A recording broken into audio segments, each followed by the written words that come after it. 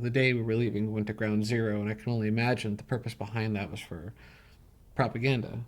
Take us to the place where 9/11 happened, and then tell us that Islam and Muslims are to blame. Take us to Guantanamo. Obviously, everybody's going to be riled up, and it's going to be an effective means to getting the job done. They made us sit down on these like wooden benches, chained our hands to the wooden bench so we couldn't move, shaved our heads, shaved our beards off, cut all our clothes off us, and then we were marched naked out of the tent in front of, I don't know how many soldiers were there. Just that was basically done to humiliate us. There was no other reason that they did that. Then we were put onto the plane with our ears covered, our mouth covered, our eyes covered, so we didn't know what was going on. Obviously I could see through the the bridge of my nose. I could see straight down, and they came to my ear. This woman came to my ear and she lifted my ear muffs and she said to me, I want to place a peanut butter sandwich on your hand, so eat it. So obviously I'm tied down to my chest. My hands are tied here, which I can't lift. I can't even go forward. So in between my gloves, she puts this peanut butter sandwich. My mouth's watering because obviously I'm starving.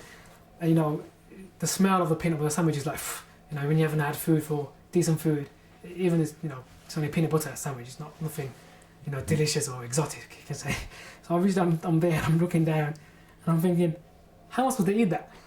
And I'm there for maybe half an hour trying to eat it. I'm trying everything, coming forward, trying to lift my arms up, and I'm thinking, damn.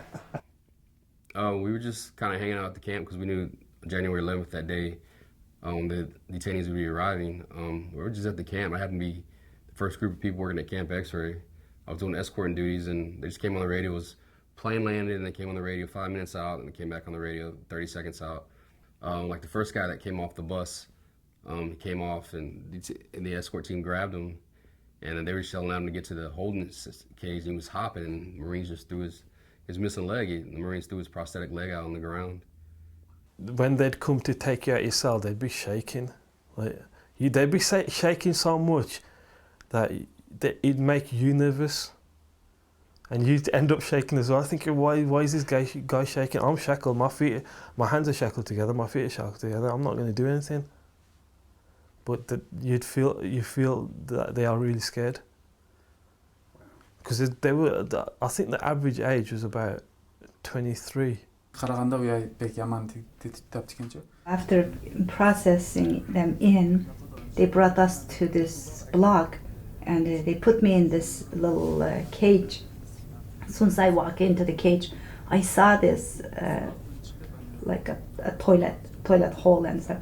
So I thought, okay, this is the bathroom. So they brought me to the bathroom to use the bathroom. Then they take me to the place that I'm supposed to be held.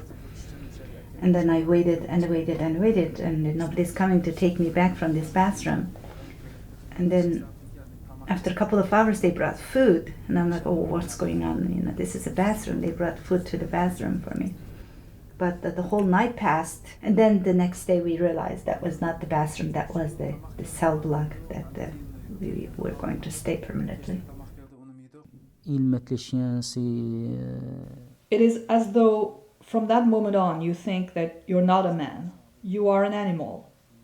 From the first day when I set foot in Guantanamo, I forgot that I was a man. I'm not Saber in Guantanamo, I'm a number. My number is 10,002, 10K2, and that's that. It's over, you think. In this prison here, your life is over. This is your life now.